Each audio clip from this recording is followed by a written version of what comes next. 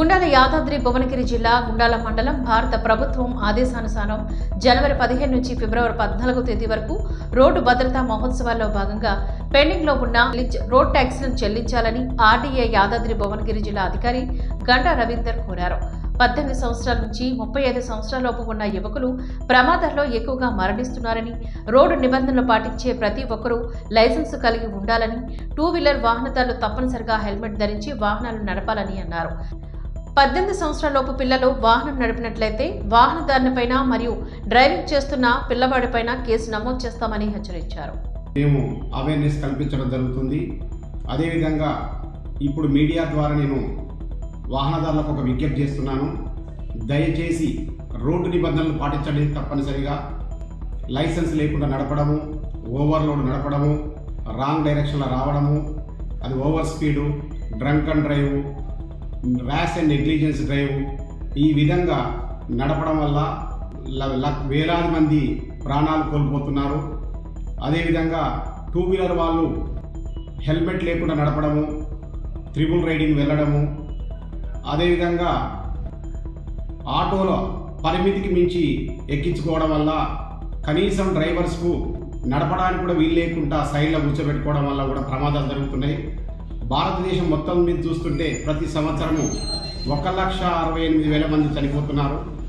అందులో ముఖ్యంగా యువత 20 నుంచి 35 సంవత్సరాల యువత ప్రాణాలు కోల్పోవడం జరుగుతుంది.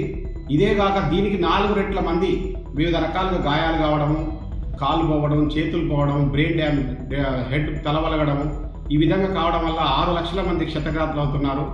కాబట్టి ప్రతి వాహనదారుడు తప్పనిసరిగా రవాణా నిబంధనలు, రోడ్డు నిబంధనలు పాటించాలని విజ్ఞప్తి చేస్తున్నాము.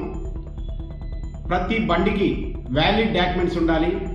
డ్రైవర్కు లైసెన్సు, ఇన్సూరెన్సు, ట్రాన్స్పోర్ట్ వెహికల్ అయితే ఫిట్నెస్, పర్మిటు, అదేవిధంగా ప్రతి 2 వీలర్ లైసెన్స్ వాళ్ళు 2 వీలర్ వాహనదారులు ఖచ్చితంగా హెల్మెట్ ధరించకపోవడం వల్ల యువత తన రక్తాన్ని రోడ్లపై పారబోస్తున్నారు.